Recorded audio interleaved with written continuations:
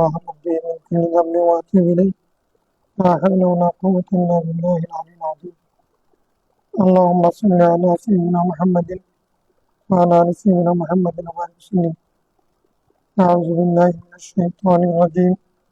بسم الله الرحمن الرحيم. وعن السعيد بن يزيد قال أمر عمر رضي الله عنه أبي بن كعب وتميم الداري أن يقوم للناس في رمضان ب11 ركعة، فكان القارئ يقرأ بالمئين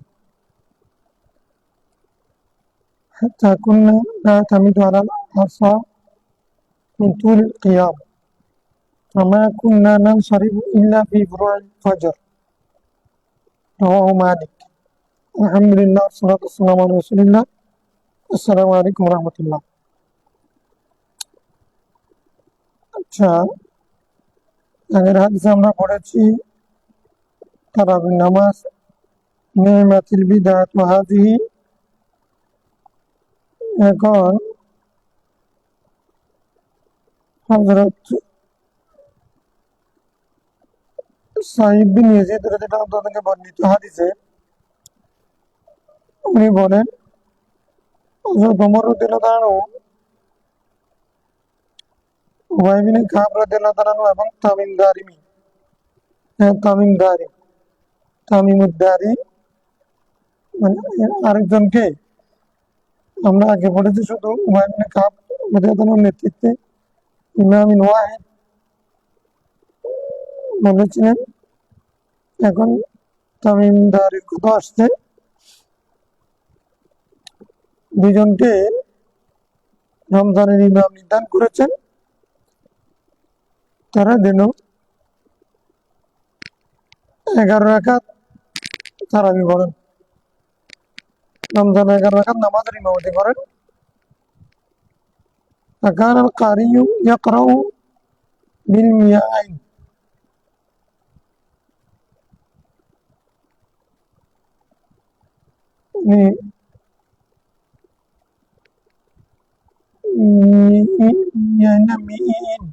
মিইন بالمئين إما مئاتون جواب مئين।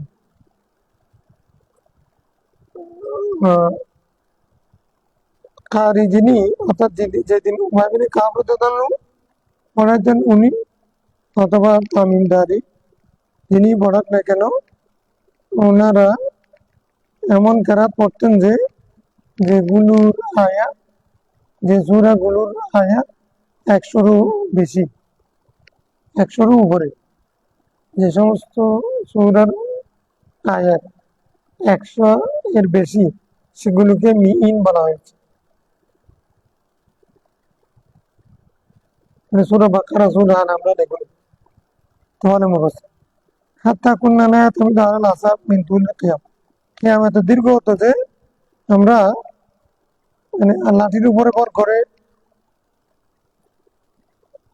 ভর করতাম।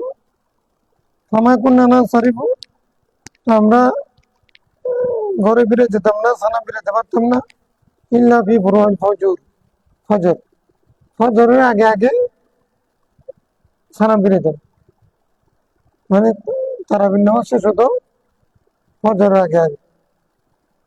সূরা বাকারা যদি পড়েন তাহলে পুরোটা, বা সূরা আল ইমরান এরকম পড়লে প্রত্যেক রাকাতে, তাহলে তো ফজর পর্যন্ত পড়তে হতো। এগুলো প্রাথমিক অবস্থার কথা। তাহলে এই হাদিসের প্রথম কথা হচ্ছে, আমরা প্রথম তথ্য পেলাম ওমর রাদিয়াল্লাহু আনহু দুজন ব্যক্তিকে দায়িত্ব দিয়েছে, তারা তখন ছিল 11 রাকাত। 11 রাকাত মানে কি 11 রাকাত তারাবির নামাজ হয় নাকি? 8 রাকাত তারাবির নামাজ ছিল, পরে 3 রাকাত হলো ভিতরের নামাজ। তারা পড়তেন প্রথমে যখন 8 রাকাত ছিল তখন পড়তেন তোয়ালে মুফাসসাল, সূরা বাকারা, আল ইমরান, সেগুলো পড়তে পড়তে সকাল হয়ে যেত। আরেকটা বিষয় হচ্ছে যখন মানুষ দাঁড়াতে পারে না, আহ, লাঠির উপরে ভর করতে চাপাই করে, লাঠির উপরে ভর করে নামাজ পড়া জায়েজ কি না জায়েজ এই বিষয়ে ইখতিলাফ আছে। এই হাদিস দ্বারা প্রমাণ হচ্ছে যে জায়েজ।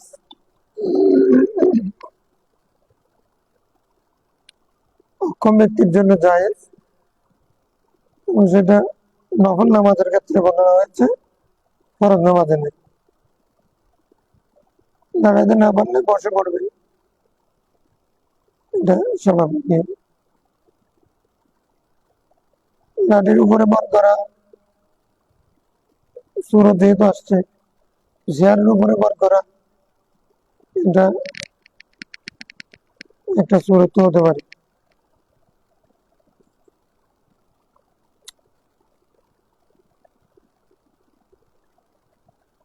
وعن الأعرج قال ما أدركنا الناس إنهم يلعنون الكفرة في رمضان। হযরত আরজ বলছেন, আরজের নাম কি? আব্দুর রহমান বিন হুরমুজ।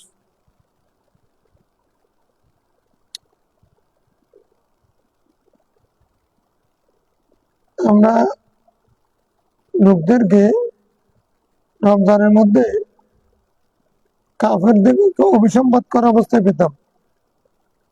তো রমজানে তারাবির নামাজের শেষ রাকাতে কুনুত নাযিলা পড়তেন যখন প্রয়োজন ছিল আর কি। قال وكان القارئ يقرأ سورة البقرة। তখন কারি সূরা বাকারা পড়তেন। কারিমান ইমাম সাহেব, তারাবির নামাজের ইমাম সাহেব সূরা বাকারা ফি সামানি রাকাত, ৮ রাকাতে, ৮ রাকাতের মধ্যে সূরা বাকারা শেষ করে দিলেন। ইদা কামা বা ফি সিনতা আশরাতা রাকাতান, যখন তারা এই এটা ইমাম সাহেবকে সেই সূরা বাকারা ইমাম সাহেব যখন পড়েছেন ১২ রাকাতের মধ্যে, فالناس أنه قد خفف أو خفف, তখন মুসল্লিরা মনে করলেন এখন আগের থেকে হালকা হয়েছে, সহজ। প্রথমত ৮ রাকাতের মধ্যে সূরা বাকারা পড়ে ফেললেন। পরবর্তীতে আবার যখন ১২ রাকাতের মধ্যে সূরা বাকারা পড়লেন, তখন মানুষ মনে করলেন এখন তো সহজ হয়েছে।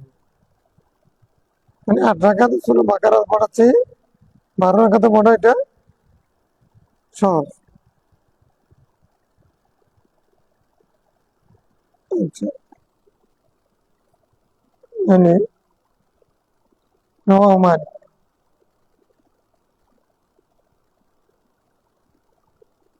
يعني عن عبد الله بن أبي بكر قال سمعت أبيا يقول كنا ننصرف في رمضان من القيام। অর্থাৎ উবাই বিন কাব থেকে উনি বলতে শুনেছেন, রমজানের মধ্যে আমরা সালাম ফিরাইতে নামাজ থেকে ফিরতাম, শেষ করতাম নামাজ। ফানাস্তাআজিলুল খিদামা, খাদেমদেরকে আমরা বিত্তহাব, তাদেরকে বলতাম তাড়াতাড়ি খাবার দাও। মখাবাতান ফৌতি সাহুর, মানে সাহারির খাবার মিস হয়ে যাবে, হ্যাঁ, সাহারির খাবার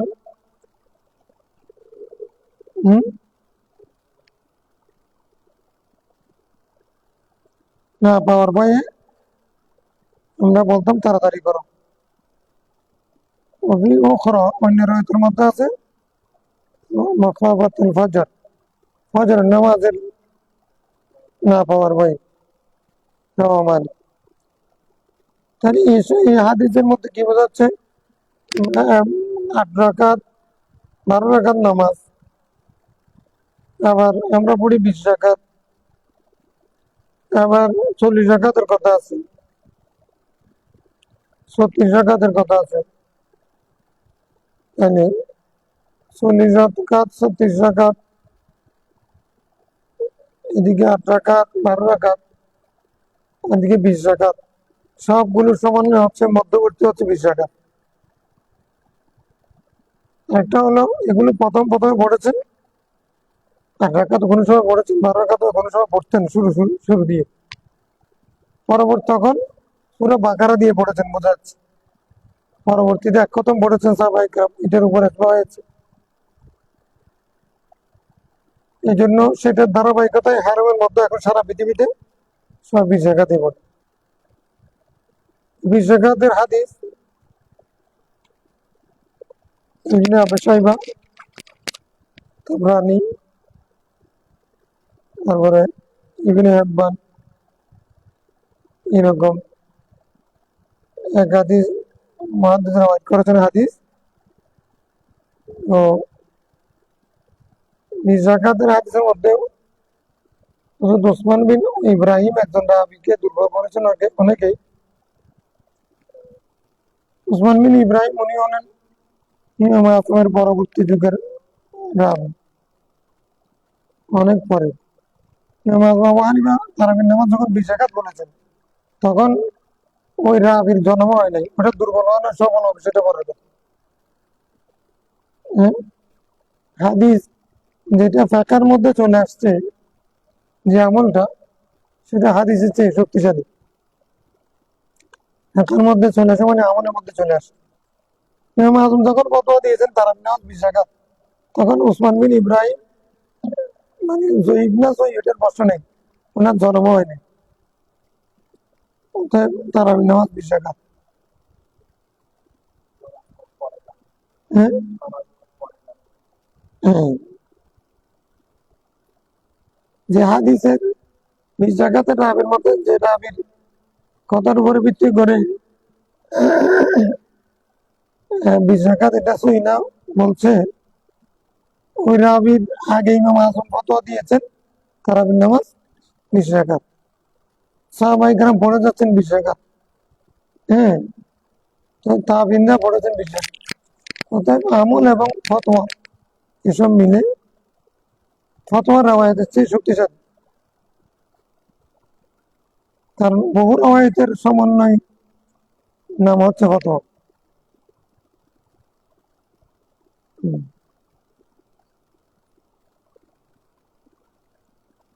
রাওয়ায়াত এটা মনসুখ রাওয়ায়াতও করতে পারেন, যিনি রাওয়ায়াত করেছেন তিনি আমল করেন না এরকম রাওয়ায়াত করতে পারেন। হ্যাঁ, নিজে রাওয়ায়াত করেছেন, নিজে আমল করেন না, এমন হতে পারে। কিন্তু ফতোয়া যেটা, সেটা কিন্তু সিদ্ধান্ত যেটা, ওটা রাওয়ায়াতের চেয়ে এই জন্য শক্তিশালী। সে পক্ষে তো হাদিস আছে, সেটার উপর আমল জারি আছে, এটাই শক্তিশালী। হ্যাঁ,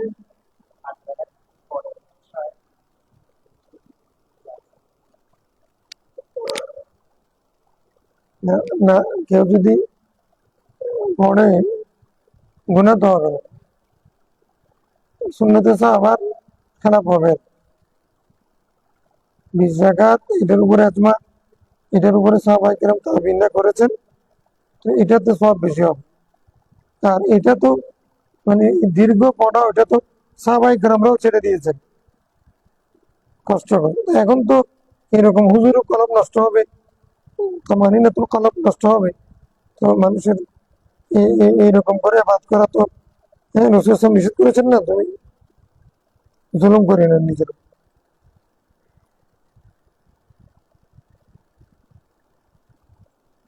একটা বিধান প্রতিষ্ঠিত হওয়ার জন্য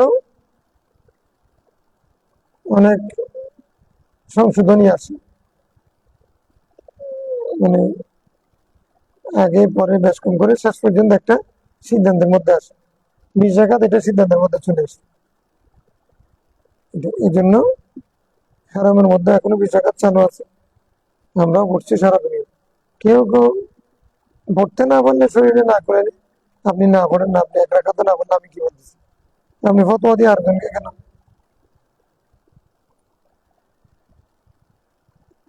নিজে আমল যেটা করবে না, আপনি আমার নাম করে আমরা কি ফরজ বলতেছি, ওয়াজিব বলতেছি, কিন্তু এটা আবার জায়েজ করার সুরত বের করার এটা মারাত্মক। না, আমি পারতেছি না। একজনে সহবরাতের দিন রোজা রাখে নাই, আরেকজনে রাখছে। এখন রোজা রাখে না, যে সে বলবে যে ভাই নফল রোজা আমি রাখতে পারলাম না, ঠিক আছে, তুমি রাখছো, সব পাবে। এটা সহি রিওয়ায়াত দ্বারা সাবিত নয়, সহি হাদিস এগুলো বলা মানে, তার মানে ওনারটা ঠিক আছে, এটা ঠিক নেই, এটা না, মানে আমি ঠিক আছে, এটা এই আমি ঠিক আছি এটা করতে গিয়ে শরীয়তের মধ্যে ফতনা ফাসাদ হচ্ছে। আমি ঠিক আছি, তুমি না, এই বাড়াবাড়ি, আমি ঠিক আছি এটা বলতে গিয়ে যে তাকওয়ার খেলাফ।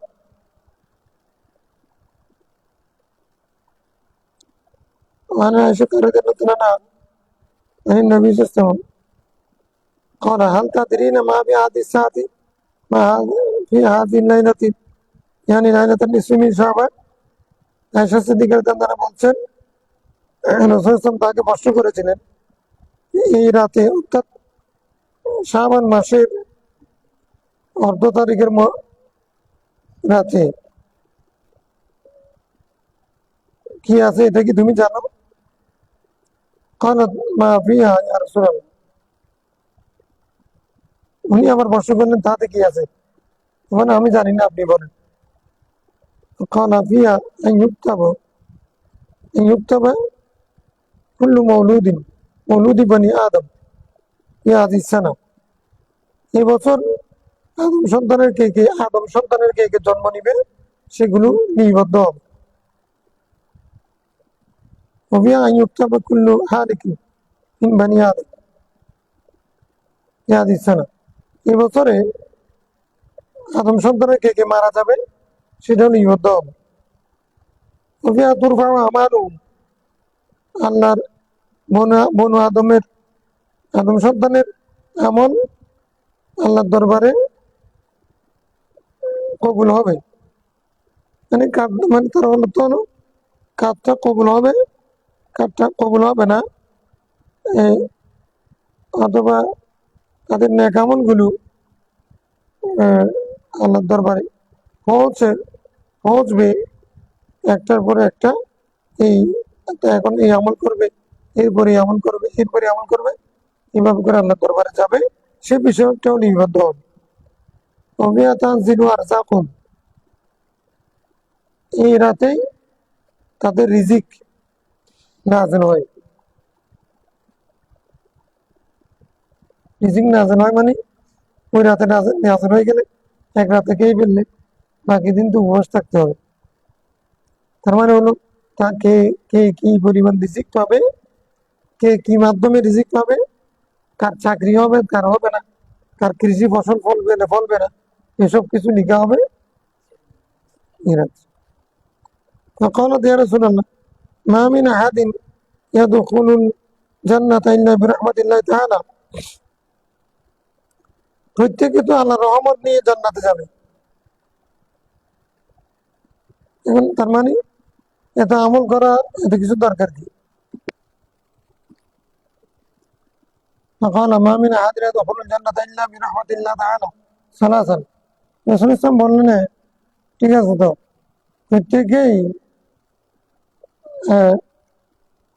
আল্লাহর রহমতে জান্নাতে যাবে, নিজেরা আমলের জোরে জান্নাতে যাবে না।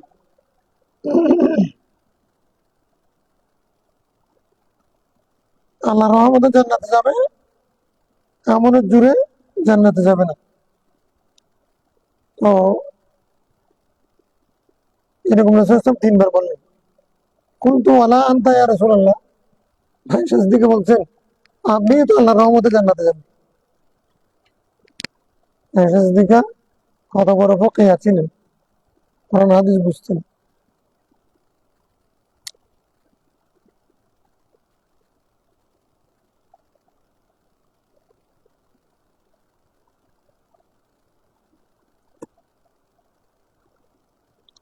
কি বলছেন, আপনি তো জান্নাতে যাবেন আল্লাহর রহমত নিয়ে। তো রাসূল ইসলাম বললেন, তখন রাসূল ইসলাম ফাওয়াদা ইয়াদাহু আলা হামাতি। রাসূল ইসলাম তার হাত মুবারক মাথার উপরে রেখে বললেন, فقال ولا أنا আমিও না, মানে আমিও জান্নাতে যাব না আল্লাহর রহমত ছাড়া, ইল্লা আন ইয়াতাগাম্মাদানি আল্লাহু মিনহু বিরাহমাতিহি ইয়াকুলুহা সালাসা মাররাত। হ্যাঁ আয়েশা, তুমি ঠিক বলেছো, আমিও আল্লাহর রহমত নিয়ে জান্নাতে যাব, তবে একটু পার্থক্য আছে, সেটা হলো আল্লাহর রহমত তো আমাকে ঘিরেই আছে। আল্লাহর রহমত আগ থেকে ঘিরে আছে, আল্লাহর রহমত আমাকে ঘিরে আছে, তিনবার বলেছি। তার মানে যখন রহমত, আল্লাহর রহমতের কথা বলেছেন রাসূল সাল্লাল্লাহু আলাইহি ওয়াসাল্লাম নিজে তাওয়াজুআন, বিনয়ের সাথে সেটা স্বীকার করে নিয়েছেন, এবং এটাই বাস্তব। সবার আল্লাহর রহমতের প্রয়োজন, এমন কেউ নেই যার আল্লাহর রহমত লাগবে না। রহমতের আলামিন, হ্যাঁ তিনি রহমত, সমস্ত জগতের জন্য রহমত, তিনি সবাইকে দয়া করেন, কিন্তু এই দয়া তিনিও আবার দয়ার ভিখারি আল্লাহর কাছে, অর্থাৎ আল্লাহর কাছে পেয়েছেন। তার মর্যাদা মর্তবা সবার উপরে, কিন্তু সেই মর্তবা মর্যাদা আল্লাহর রহমতের ভিত্তিতে। সেই কারণে আমাদের সাথে তার পার্থক্য আছে। তার মানে তিনিও কিন্তু, এর মানে নয় যে তিনি আল্লাহর রহমতের মহতাজ নন, বা আল্লাহর রহমত তার লাগবে না, এরকম না। আল্লাহ থেকে তিনিও বেনিয়াজ না।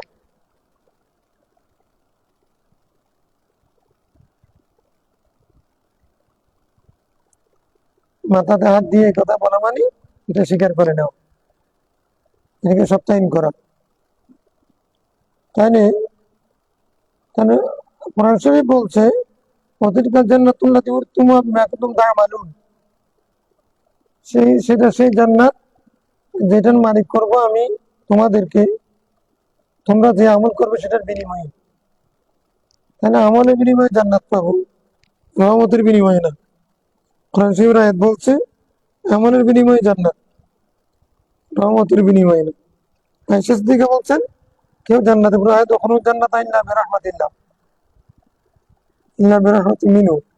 তাহলে দুইটা তাআরুফ, তো এটা তদ্বিক হচ্ছে, সমন্বয় হচ্ছে, দুটোটাই জান্নাতে প্রবেশের সবব মাধ্যম। একটা হচ্ছে সুরি, একটা হচ্ছে হাকিকি। আমাদের আমল হচ্ছে সুরতান, হাকিকতান জান্নাতে যাওয়ার সবব হচ্ছে আল্লাহর রহমত। কিভাবে? আমল করলে সব আমল তো কবুল হবে না। আমরা আমল করব, আমল এগুলো আল্লাহ যদি দয়া করে কবুল করে, তখন এটার বিনিময়ে জান্নাতে যাবো, তাহলে সেখানেও দয়া রাখতেছে। আমল করবো আল্লাহর নির্দেশ পালনের জন্য, ওই আমল যদি কবুল হয়, দয়া করে আল্লাহ কবুল করেন, সেটার বিনিময়ে জান্নাতে যাব, তাহলে সুরি হাকিকি হয়ে গেল। এটা একটা বিষয়। অথবা মানে শুধু রহমতে জান্নাতে যাব, এটার উপরে ভরসা করে কেউ যদি আমল না করে বসে থাকে, এই জন্য আল্লাহ বলছেন তোমরা আমল করবে, এই মানুষ তোমরা আমল করো, আমি নির্দেশ দিয়েছি। তো এর বসে থাকলে সেরকম জান্নাত হবে। আচ্ছা, অনেকে শুধু আমলের উপরে নির্ভর করে বসে আছে জান্নাতে যাবে, আমার আমল আমাকে জান্নাত দিয়ে যাবে, আল্লাহর রহমত কি দরকার?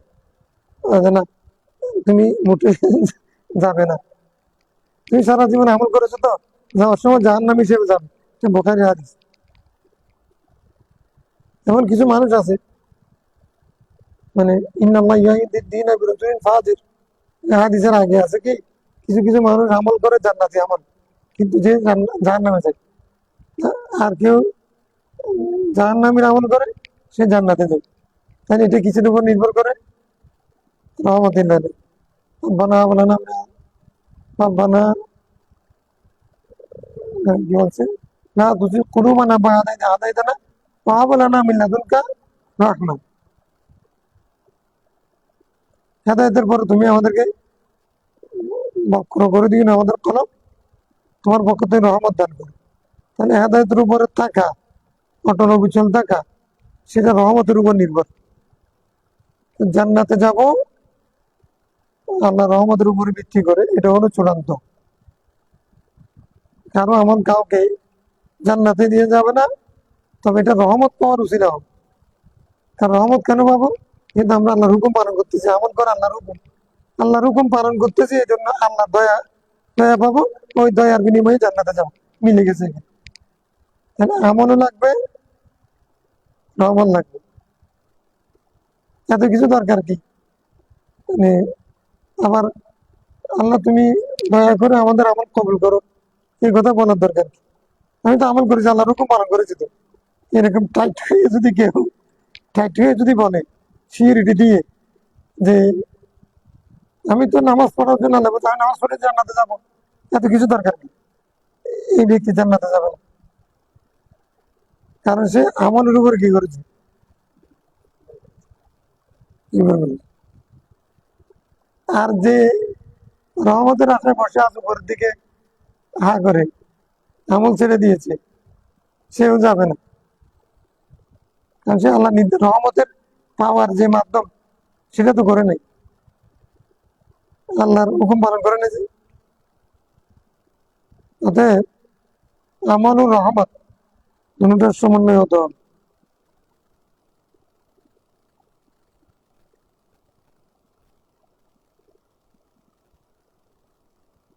শয়তানের আমল ছিল, কিন্তু আল্লাহর দয়া ছিল। আল্লাহর দয়া থাকলে ব্যামনীয় জান্নাতি হতে পারবে, কোনো একটা কারণে যদি দয়া পেয়ে যায়। আর যদি কেউ যদি মনে করে যে আমার আমল আমাকে জান্নাতে নিয়ে যাবে, তাহলে রহমতে নাই আবার কি, এরকম যদি বলে, সে যাবে না।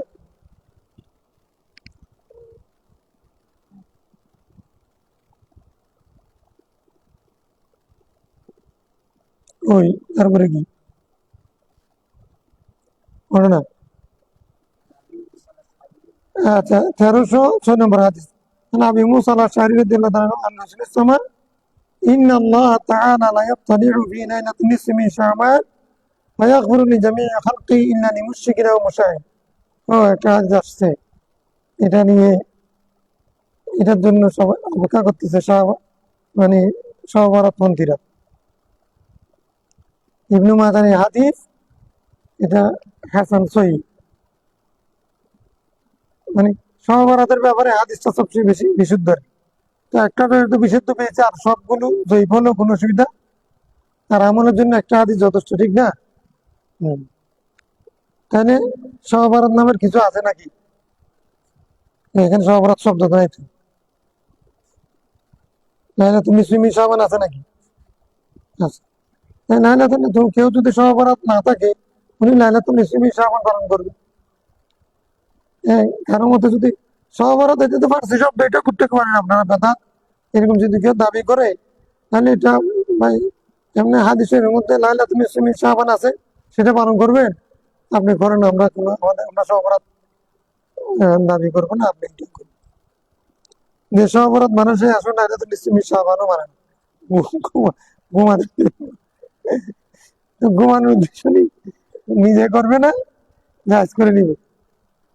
যে, আরে তুমি কি বলো, আপনি বলছেন আপনার পশ্চিম দিকে বাথরুম করা যায় না, আপনার ছেলে তো কালকে সকালে দেখি করতেছে। আরে তুমি দেখো না যে ঠিক করে, আমার ছেলে তো ঘুরে দিছি না। এরকম নিজেরটা জায়েজ করার জন্য, হ্যাঁ, এটা তকওয়াহীন মুফতির কাজ আর কি। ফরজ যেটা, আমি ফরজ যদি করতে না পারি, তাহলে আমি কি সব আমল করি, আমি কোনো আমলদার হয়েছি। তো আমি এই জন্য মানুষকে আমল থেকে দূরে সরাবো কেন? হাদিস ইবনে মাজাহ রওয়ায়াত করেছেন, মুখস্থ করিও। ইন্নাল্লাহ তাআলা লা ইয়াত্তালিউ ফি লাইলাতিন নিসফি মিন শাবান ফায়াগফিরু লিজামিই খালকিহি ইল্লা লিমুশরিকিন আও মুশাহিন। আল্লাহ তাআলা লাইলাতুন নিসফি মিন শাবানে অবতীর্ণ হন, অবতরণ করেন। তো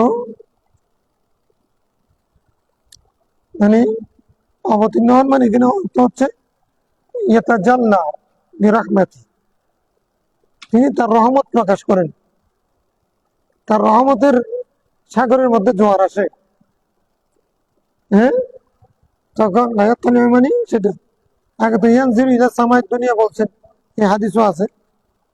তো কি হয়, তার সৃষ্টির সবাইকে তিনি ক্ষমা করে দেন, শুধু মুশরিককে, যে শিরিক করে, তাকে আল্লাহ ক্ষমা করেন না। অথবা মুশাহিন, হ্যাঁ, মুশাহিনকে, যার মধ্যে আহ, কি আছে, মুশাহিন মানে মুনাফিক, মুশাহিন মানে হাসেদ, দুইটা অর্থ আছে। তো তো হাসেদ হিংসুককে অথবা মুনাফিককে, মুনাফিক হওয়া এটা বেশি প্রযোজ্য, কারণ মুশরিকের বিপরীত শব্দ মুনাফিক, এটা অ্যাপ্রোপ্রিয়েট। আর হাসেদ হতে পারে, তার মানে হাসেদ হিংসা করা, এটা একটা শিরিকের কাছাকাছি। কেন এটা রূপ করতে, মানে মর্মার্থটা এরকম, কিরকম, কোন বন্দাকে আল্লাহ কোনো নিয়ামত দিয়েছে, এখন হাসেদ চাচ্ছে যে ওইটা জাগা দিয়েছেন কে, তো এটা আল্লাহর সাথে প্রতিযোগিতা করে না। আচ্ছা, হিংসা করা, আমরা মনে করি যে হিংসা করা এটা তো, বা কাউকে হিংসা করা, কাউকে পরশ্রীকাতরতা, কারণ নিয়ামতের অস্বীকার করা, কাউকে ছোট করা, এগুলো আল্লাহর সাথে প্রতিযোগিতা। যেমন একজন ব্যক্তি অন্ধ, এটা আমরা হিংসা করলাম, আর এর অন্ধ বানিয়েছে কে? আল্লাহ। তো এখন আমি এটা কি তাকে দোষারোপ করলাম না আল্লাহকে করলাম? তাহলে এটা তো শিরিকের চেয়ে কম না। আচ্ছা, যদি আমি এটা তো পরশ্রীঘাততা ধরি, মুশাহিন মানি, মুনাফিক ধরলে তো ঠিক আছে, মুনাফিক তো ভিতরে ইমান নাই, মুখে ইমান প্রকাশ করে, সে তো কপট, সেটা অর্থ আছে একটা। আর যদি মুশাহিন মানি পরশ্রীঘাতক ধরি, সেটাও এক ধরনের শিরিক। কেন? যে একজন ব্যক্তিকে আল্লাহ সুন্দর বানিয়েছেন, এখন আরেকজনের চাচ্ছে যে এর সৌন্দর্য যদি চলে যেত, এটা যদি নষ্ট হয়ে যেত, আমি যদি এটা পাইতাম, এটাকে সুন্দর বানাইছে কে? তো এখন তুমি কে ওইটা ওরটা কেড়ে নেওয়া? তুমি বলতে পারো আল্লাহ আমাকে তার মতো সুন্দর করে দাও, তার মতো আলেম বানাই দাও, তার মতো পয়সাওয়ালা বানাই দাও, তার মতো মুত্তাকি বানাই দাও, তুমি এরকম বলতে পারো। তুমি বলতে তারটা চলে যাক গা, আমার আছে, তো তারটা চলে যাক, এটা দিয়েছেন কে? আল্লাহ। তুমি তো আল্লাহর সাথে ধাক্কাধাক্কি করবা, আল্লাহর ভুল ধরবা, তো এই জন্য আল্লাহ মাফ করবে না।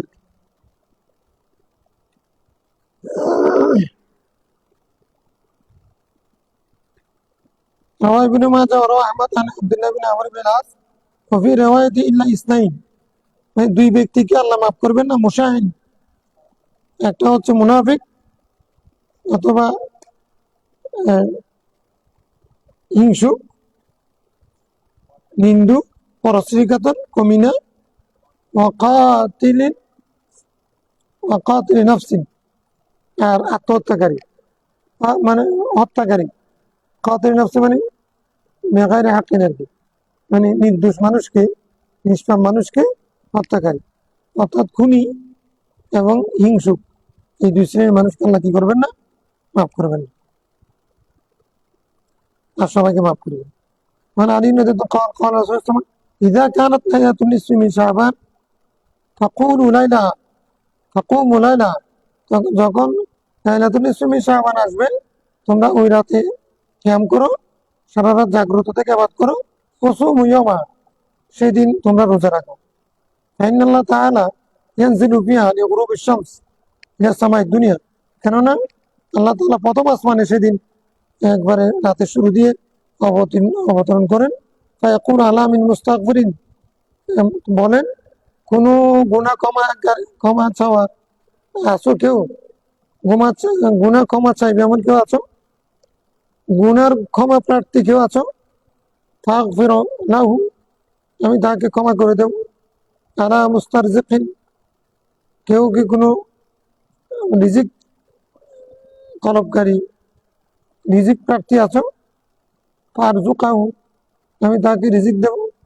আলা মুবতালিন ফাউফিয়াহু, আচ্ছা কেউ বলা মুসিবতে পড়েছো, অসুখ, আহ, অশান্তিতে আছো, এমন কেউ আছো, তাহলে ফাউফিয়াহু, আমি তাকে মুক্ত করে দেবো। ইল্লা কাঁচা কাঁচা, এরকম এরকম এরকম বলতে, আলা কাঁচা কাঁচা এরকম বলতে থাকেন। হাত্তা ইয়াতালা আল ফাজর, সকাল হওয়া পর্যন্ত আল্লাহ এরকম মানুষকে ডাকতে থাকে। মানে এরকম আল্লাহ প্রত্যেক দিনে প্রত্যেক রাতে ভোর রাত্রিতে ডাকেন। হ্যাঁ, কিন্তু ওই লাইলাতুল নিসফি মিন শাবান লাইলাতুল কদরের পার্থক্য হচ্ছে ওই দিন সূর্য অস্ত যাওয়া থেকে শুরু করে ফজর পর্যন্ত পুরা রাত আল্লাহ, পুরা রাত লাইলাতুল কদর, পুরা রাত লাইলাতুল শাবান, ওই প্রত্যেক রাতের মধ্যরাতে সেই ফজিলতটা পাওয়া যায়। লাইলাতুল কদরের সহবরাতের ফজিলতটা প্রত্যেক রাতের মধ্যরাতে তাহাজ্জুদের সময় পাওয়া যায়। রাওয়াহ ইবনে মাজাহ। এই হাদিসের রাবির ব্যাপারে প্রশ্ন আছে, আর প্রশ্নটা গেলে আপনার যেহেতু আগের হাদিস সহিহ, এটার একই অর্থের হাদিস যেহেতু আমরা পেয়েছি, এটা কি মকবুল, খালাস, সবার কাছে মকবুল। শুধু একতলাপ হচ্ছে বা জামাত আবাদত করবো নাকি মুনফারিদান করবো, এটা নিয়ে আগের সালফ সালিহিনরা একতলাপ করেছেন। হ্যাঁ, সহভারত বলতে কোনো কিছু নাই এরকম কেউ বলেননি। খালাস, আজকে কম হবে, দেরিতে শুরু হয়েছে, কালকে ইনশাল্লাহ সমাজের দোয়া থেকে হবে। ঠিক আছে, اللهم صل إن الله لا يطلع في ليلة النصف من شعبان، তারপরে ويغفر لجميع خلقه إلا لمشرك أو مشاهد، رواه ابن ماجه। হ্যাঁ, لا يطلع আমার আমার তো মানে কি